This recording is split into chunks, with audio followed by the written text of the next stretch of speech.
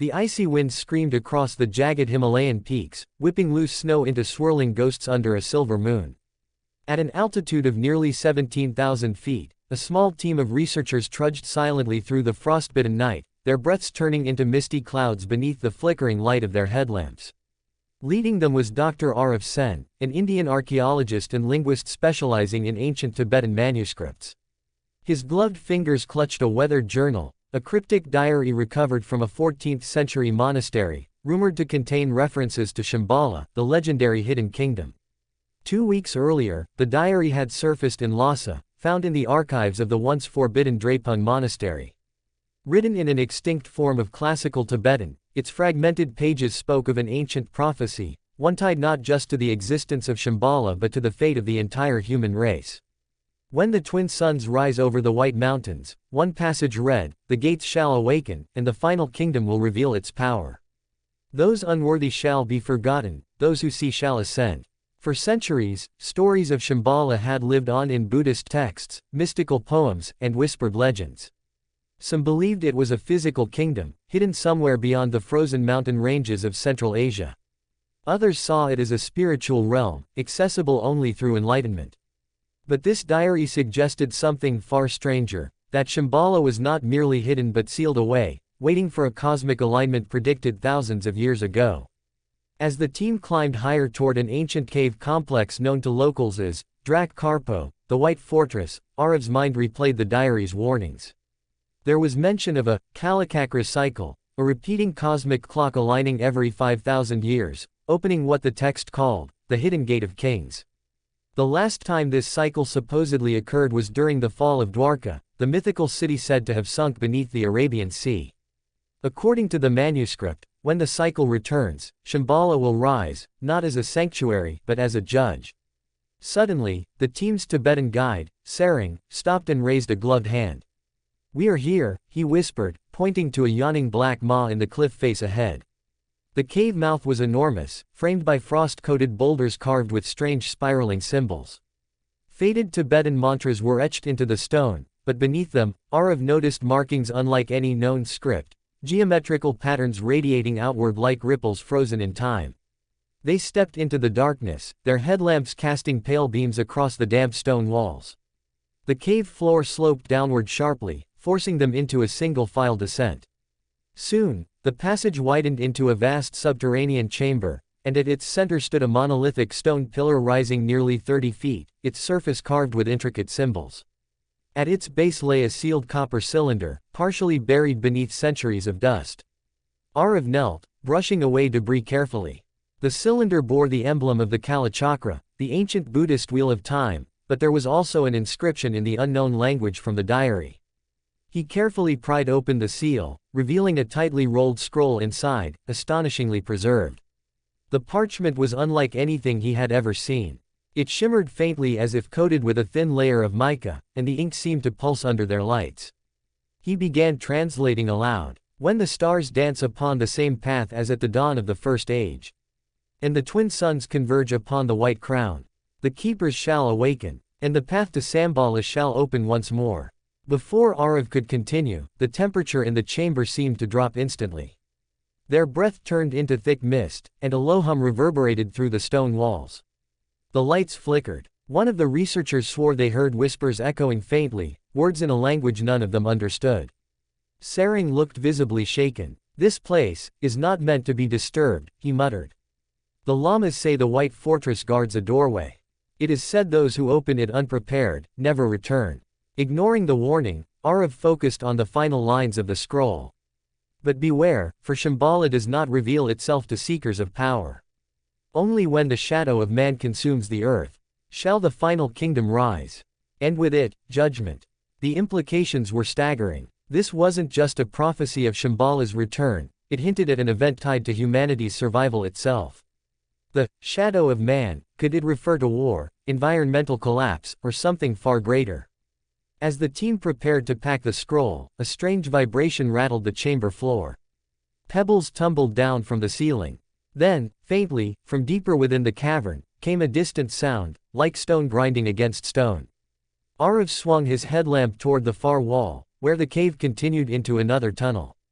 For a split second, he thought he saw something impossible, a faint blue glow seeping through thin cracks in the rock. "Did you see that?" whispered one of the researchers. They approached cautiously, running their hands across the stone. The vibration grew stronger. Arav noticed that the carved patterns on the pillar were beginning to align perfectly, like pieces of a puzzle shifting into place. Suddenly, a sharp beam of golden light shot from a fissure in the wall, illuminating a narrow path deeper into the mountain. Sarang backed away immediately. "No," he said firmly. This is the gate of the kings. My grandfather told me, those who enter without calling are never seen again." But Arav's scientific curiosity overpowered his fear. "We've come this far," he said, tightening his grip on the scroll. "If this prophecy is real, we're standing at the threshold of something the world has forgotten." And so, against the guide's warnings, they stepped into the glowing passage. The air grew warmer, thicker, humming faintly with unseen energy. Strange geometric symbols pulsed faintly along the walls, their patterns shifting as though alive. The deeper they went, the more they felt the oppressive weight of silence, broken only by the distant rumble of something moving. Then they emerged into an astonishing sight, a colossal underground chamber, its ceiling lost in darkness, where thousands of tiny crystals floated mid-air, glowing like suspended stars. At the center stood a circular stone dais carved with the same unknown language, and above it, a massive disc-shaped artifact embedded in the ceiling, its edges lined with ancient mechanical gears.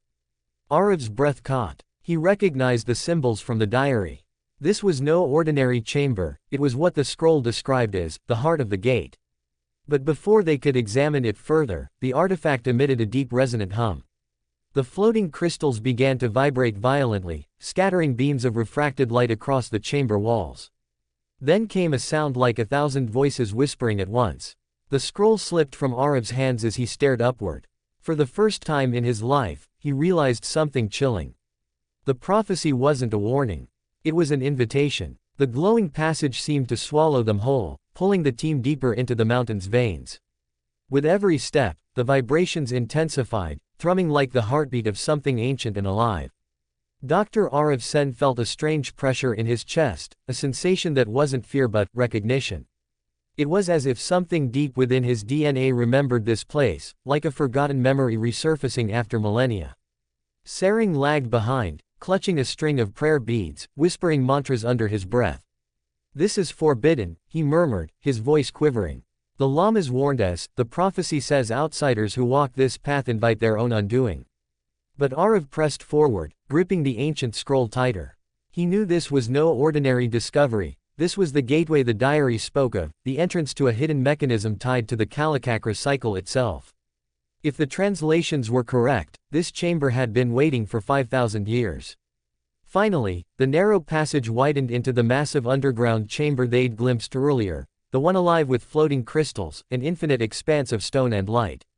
At its center, the circular dais carved with unknown symbols glowed faintly, like veins of fire running beneath the rock.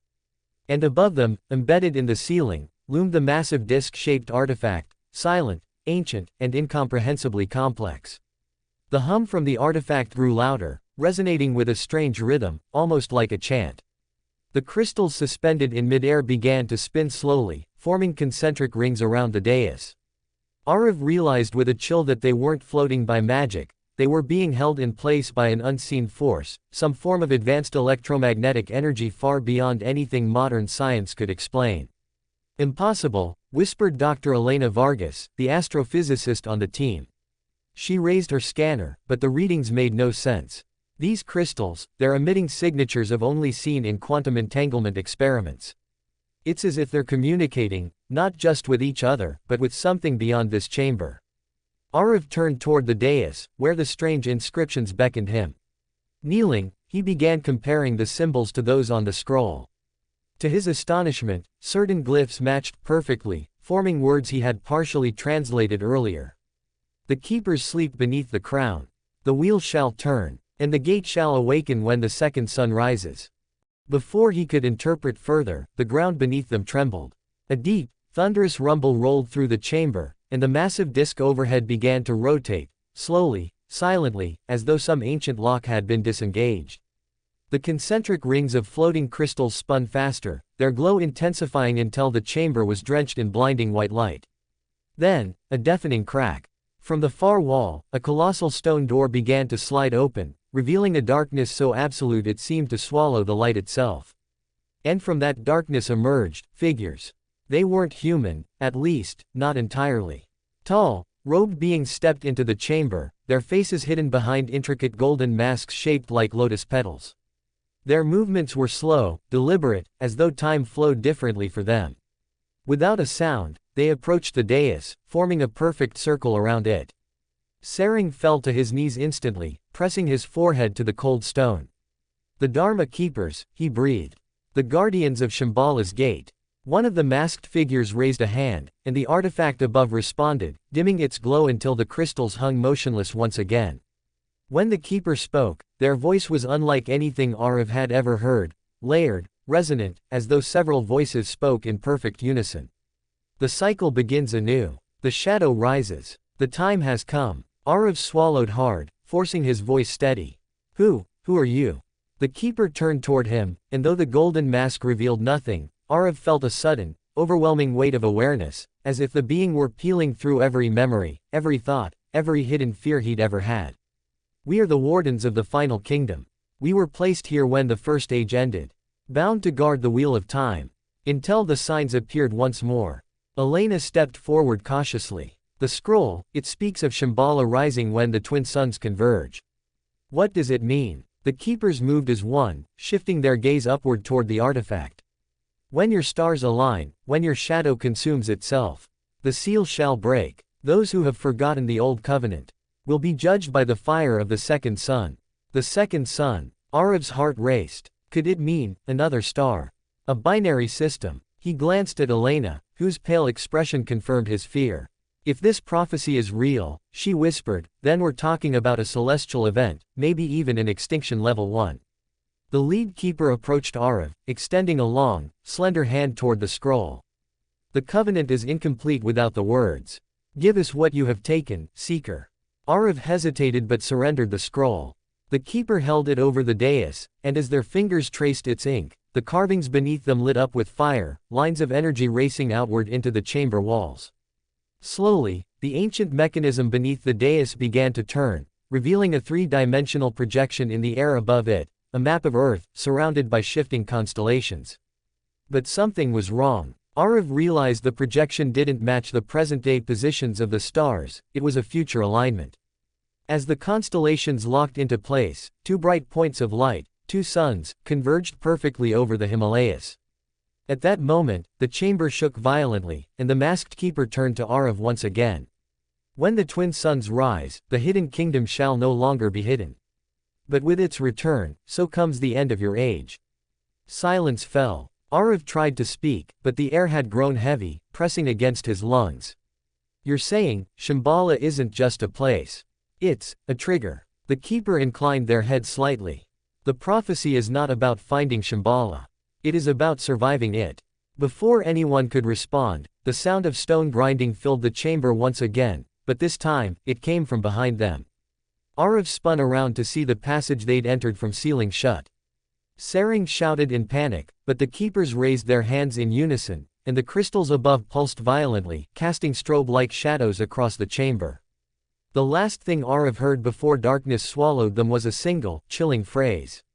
"The gate has opened. The final kingdom awakens." The chamber was silent now, except for the faint hum of the massive artifact above. The circular dais, still glowing faintly, projected an intricate map of the heavens, a network of stars, planetary alignments, and converging trajectories none of them fully understood. But the image that haunted Arav most was the twin suns, locked together in a fiery embrace, casting their combined light directly upon the Himalayas. Dr. Elena Vargas stared at the projection, pale and motionless, her scientific mind battling against the overwhelming impossibility of what she was seeing. This can't be real," she whispered. "If this simulation is correct, then we're looking at a binary solar convergence within our system, but that would mean..." Arav turned to her sharply. "It would mean what?" She swallowed hard, her voice trembling. "It would mean that sometime in the near future, another star is going to pass close enough to Earth to temporarily appear as a second sun. Gravitational chaos, extreme solar radiation, magnetic field disruptions, global collapse.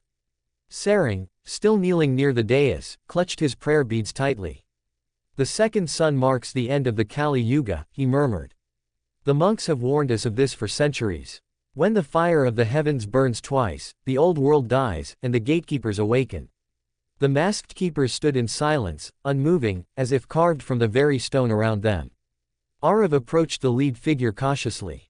Is this what the prophecy means? He asked. That humanity is facing an extinction event. The keeper's layered voice resonated like an echo within Arav's mind. The wheel of time turns endlessly. Each age dies so that another may rise. The return of the second sun is inevitable. But the fate of your kind is not. The words hung heavy in the cold chamber. Arav's mind raced. Was Shambhala not just a city but some kind of mechanism, a failsafe designed by an ancient civilization to survive cosmic destruction? Before he could press further, Elena stepped forward, pointing at the holographic map above the dais. These symbols here, they're coordinates, she said, her fingers tracing a sequence of glowing glyphs. If I'm right, there's another site, hidden somewhere beneath the Taklamakan desert. And look at the energy patterns, this artifact is linked to it, like a network. Arav's pulse quickened. You're saying there are more chambers, more artifacts? Elena nodded grimly. If the prophecy is correct, these sites form a planetary shield system. But the network is dormant. If we can activate it before the convergence, we might be able to protect the Earth, Arav finished, his voice tight with urgency. But before they could discuss further, the air shifted violently, the crystals above trembled and emitted a deep, resonant frequency that reverberated through their bones. The keepers turned their masked faces toward the far wall, as though listening to something beyond mortal hearing. Suddenly, the lead keeper raised a hand, and the holographic map dissolved into nothingness. You must leave this place, the keeper intoned. The Shadow Order stirs. They have followed you here. Arav's blood ran cold. The Shadow Order, an ancient sect rumored to have splintered from the original Dharma keepers, obsessed with controlling Shambhala's power for themselves. How did they even know we're here? Elena demanded. The keeper lowered their hand, and for the first time, their voice carried something that sounded almost like sorrow. Because one among you has betrayed the covenant. The silence that followed was suffocating. Arav scanned the faces of his team, Elena, Sering, the expedition climbers, the researchers. Suspicion flared like wildfire. Before anyone could speak, a distant explosion thundered through the tunnels behind them, shaking dust from the ceiling. An instant later, the chamber's main entrance shattered open as armed men poured in, clad in black tactical gear marked with an unfamiliar sigil, a serpent coiled around an open eye. The Shadow Order had arrived. Down! Arav shouted as gunfire erupted, bullets ricocheting off the crystalline structures with sparks of blue light. But something strange happened. Instead of shattering, the crystals absorbed the kinetic energy, glowing brighter with every impact. Go, the keeper commanded. Follow the path. Seek the second seal before they do. Only then can the wheel be turned. Without hesitation, Arav grabbed Elena's arm and pulled her toward the doorway. Sering followed reluctantly, whispering frantic prayers under his breath. As they crossed the threshold, the chamber dissolved behind them into a tunnel carved from smooth, iridescent stone, lit by a faint, pulsating glow. The air was heavy, ancient, and strangely alive. For what felt like hours, they descended deeper into the mountain, the vibrations intensifying with every step. Finally, the tunnel opened into a vast subterranean cavern.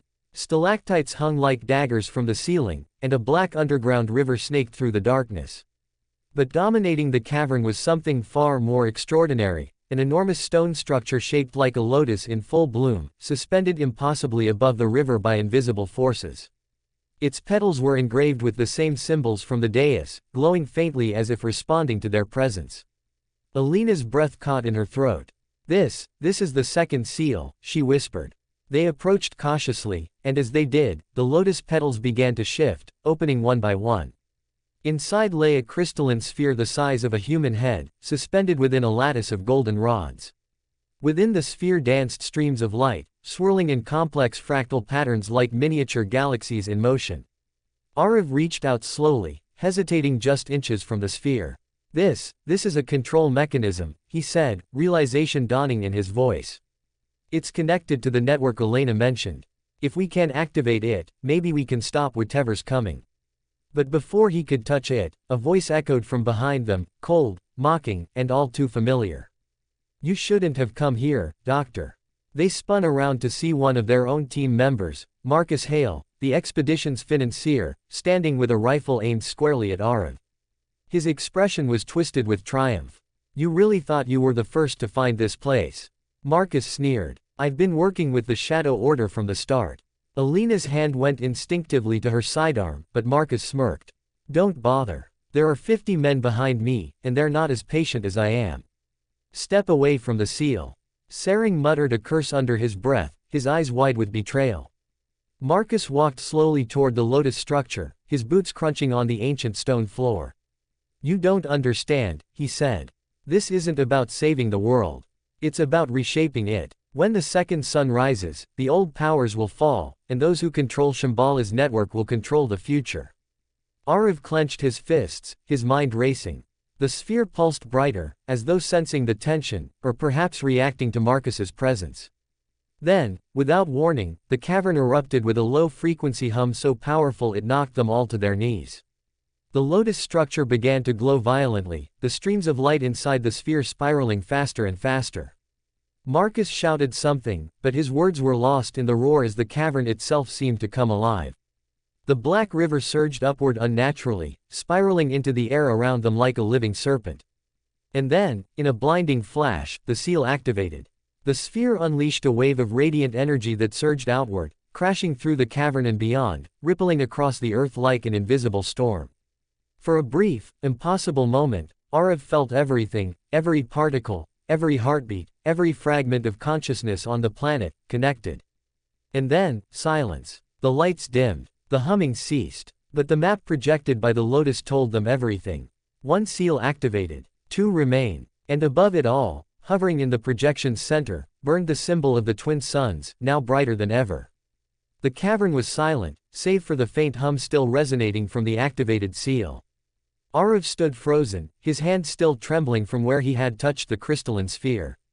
Across the chamber, Marcus slowly pulled himself to his feet, his arrogance faltering for the first time. Elena approached the lotus structure cautiously, her eyes fixed on the newly projected star map floating above them. It's changed, she said softly. Look, the alignment of the planets. The countdown has accelerated. Sering clutched his prayer beads tightly, muttering under his breath. The second sun is closer than we thought, he said.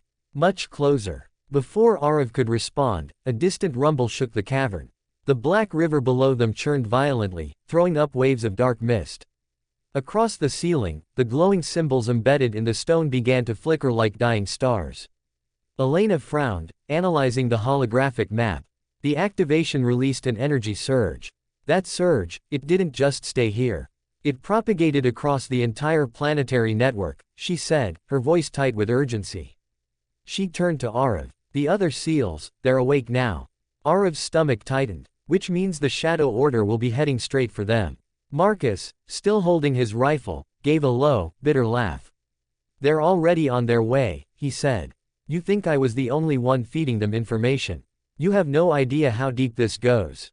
Before anyone could react, the cavern trembled violently, a new sound rising from below, deep and guttural, as if the mountain itself was breathing. The lead keeper appeared suddenly at the far end of the chamber, their form shimmering as though stepping through a veil of light. The wheel has begun to turn, the keeper's voice boomed, vibrating through their bones. The second seal lies beneath the Taklamakan Desert. The third, hidden in the ice beneath Antarctica. If all three awaken before the twin suns converge, the network will shield the Earth. If even one falls to the Shadow Order, the old world ends. Elena stared at the projection, realization dawning in her eyes. That's why the keepers have guarded Shambhala for millennia, she whispered. This entire city is part of a planetary defense system. An ancient civilization built this to survive cosmic resets. Arav stepped forward, determination hardening his voice. Then we have to get to the second seal first. If the Shadow Order reaches it before us, they'll weaponize it.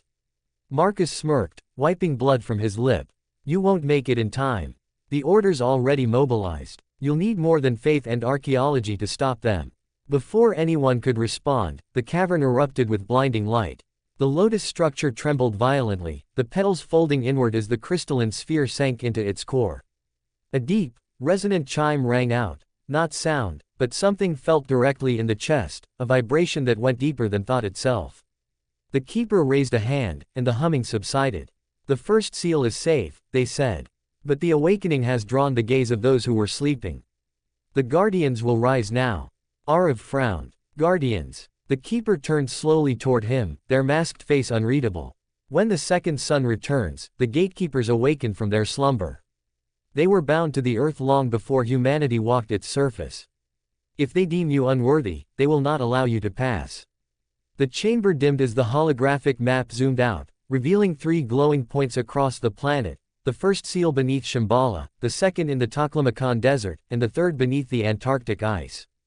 Time was running out. Hours later, Arav, Elena, and Sering stood at the mouth of the cavern, overlooking the vast white expanse of the Himalayas. The last rays of sunlight dipped behind the peaks, staining the snow crimson. Their small expedition team had regrouped, gathering what equipment and supplies they could salvage. But when they returned to their base camp, they found their communications destroyed, their satellite uplink sabotaged. Marcus had vanished. He's going to the Order, Arav said grimly, scanning the horizon. We have to move before he leads them straight to the second seal. Elena pulled out a ruggedized tablet, her fingers flying across the screen. I've triangulated the coordinates, she said, showing him the map. There's a hidden oasis beneath the Taklamakan. If the readings are accurate, the second seal is buried deep under the desert's shifting sands. Sering stepped forward, his expression grave. Taklamakan means, place of no return, he said. It is said that those who enter are swallowed whole by the earth. Even the wind carries whispers of the dead. Arav glanced at him, his jaw tightening. Then we'll just have to make sure we return. 3 days later, the team descended into the heart of the desert aboard 2 battered all-terrain vehicles, sand whipping against their goggles as endless dunes rolled toward the horizon. The heat was suffocating, yet beneath the desert floor, Elena's instruments registered something impossible, massive artificial structures buried beneath hundreds of meters of sand. This entire desert, Elena murmured, staring at the readings, is hiding a city. Suddenly, the ground trembled beneath them. A low, rumbling growl rose from the depths, and before they could react, the sand ahead collapsed into a vast sinkhole, swallowing the lead vehicle whole. Arav slammed the brakes. Out. Now. They leapt from the second vehicle just as the sand beneath it began to shift. Within seconds, the vehicle vanished into the earth. From the swirling vortex of sand below, massive obsidian pillars began to rise, engraved with the same symbols from Shambhala. The air crackled with energy, and the ground beneath them solidified into smooth, ancient stone. Then, from the shadows of the newly exposed chamber, they emerged, towering figures clad in golden armor, their faces hidden behind masks resembling snarling beasts. Sering fell to his knees, whispering, "The Guardians." The lead guardian stepped forward, a spear of glowing light in his hand. Its voice was deep and resonant, vibrating through the stone around them. The second seal lies beyond the gate. Only those who carry the mark of Shambhala may pass unharmed. The unworthy shall be unmade. Before Arav could respond, distant gunfire erupted behind them. From over the dunes, black-clad Shadow Order operatives advanced, weapons blazing. Marcus was with them. Chaos exploded across the ancient chamber. Gunfire echoed against the stone, bolts of energy lanced from the Guardians, spears, and the Shadow Order pressed forward ruthlessly. Arav grabbed Elena and dove behind one of the massive pillars. "We have to get to the seal," she shouted over the roar of battle. Arav peered through the chaos and saw it, an enormous stone archway at the far end of the chamber, pulsating with faint blue light. Beyond it, a spiral descent led into the depths. He turned to Sering. "If we activate the second seal before the Order reaches it, we can lock them out." Sering nodded, gripping his prayer beads. "Then we run." They sprinted toward the archway as the battle raged behind them. A guardian stepped into their path, lowering its spear. Arav froze, heart hammering, but then the keeper's amulet around his neck pulsed with light. The guardian stepped aside. "Go," it said, its voice low and thunderous. "The path awaits." They descended the spiral staircase into a colossal subterranean chamber, larger even than Shambhala itself. At its center floated another crystalline sphere, much larger than the first, suspended in a lattice of golden rings. Streams of energy danced between the rings like liquid lightning. Elena approached the control console, her hands trembling. If I'm right, she said, once this seal activates, the planetary network will be 2/3 online. Arav hesitated. And if you're wrong? She glanced at him, pale but resolute. Then we'll trigger the very apocalypse we're trying to stop. They exchanged a silent nod, and Elena placed her hand on the console. The chamber erupted in light.